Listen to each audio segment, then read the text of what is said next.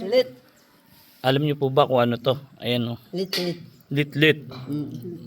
Isang Ito kabag po. na malaki. Lit yan. Mga kabag po to na maliliit. Yan po ang inuulam ng mga katutubo. Ayan.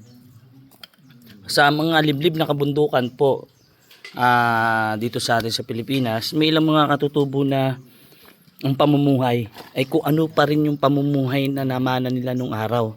Tulad po nito, isa po siya maliit na paniki. Uulam nila yan.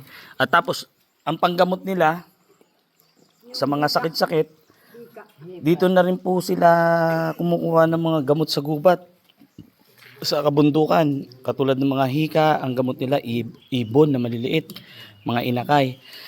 Pero ngayong araw, pinasya lang kasi namin sila. Yan, nagluto kami. Nagluto kami ng sinigang. Siyempre, nagdala rin tayo ng bigas sa kanila. Sinigang na babi. Ayun si Patrick, kasama ko. Si Bernard. Alam niyo naman si Bernard. Binalot yun ng dahon, Nay. Iuwi. Iuwi.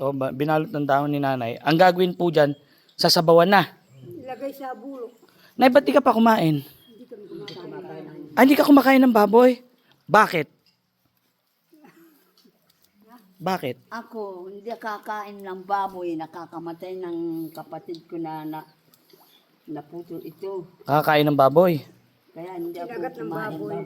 Kinagat ng baboy. Hindi na kami kumain. Anong baboy ka mo? Baboy ng yan. Alaga. Nakagat siya ng baboy. Yun yung naging saninang kanya. 20 minutes lang namatay. Ilang minuto? 20 minutes lang. 20 minutes? Ay, grabe. Oras lang. Anong klaseng baboy yun? Oras. Pag tumba, pag Anong klaseng baboy yun? tayo, naghahawakan kaming dalawa. Doon lang. Walang Grabe naman yung baboy na yun. Yung paniki po, isang minuto lang. yung paniki po, binalot ni Nanay. Ang gagawin mo dyan, Nay, anong luto? Sa bulo, Tapos, may gulay. igugulay. Anong gulay ang ilalagay mo? Wala na. Yan lang. Asin bechin lang? Asin lang, Betty. Hindi naalisin yung laman loob ng paniki? Mas gusto nyo pa yan kaysa sa baboy, no? Ayaw nilang kumain ng baboy.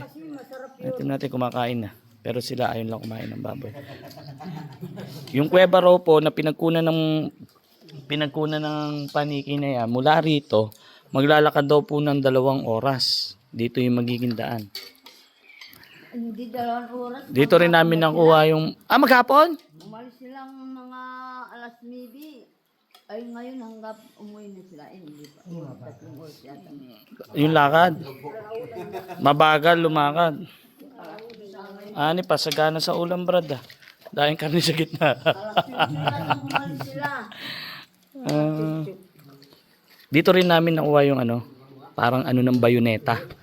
Yung merong cereal tsaka sulat ng Hapon. Dito sa may gilid na to. Tapos sinukay nila yung kuweba dito sa taas. Marami daw pong pinagbahayan ng Hapon dito o pinagkutaan ng araw dito raw po nagkuta ang mga Hapon sa lugar na to.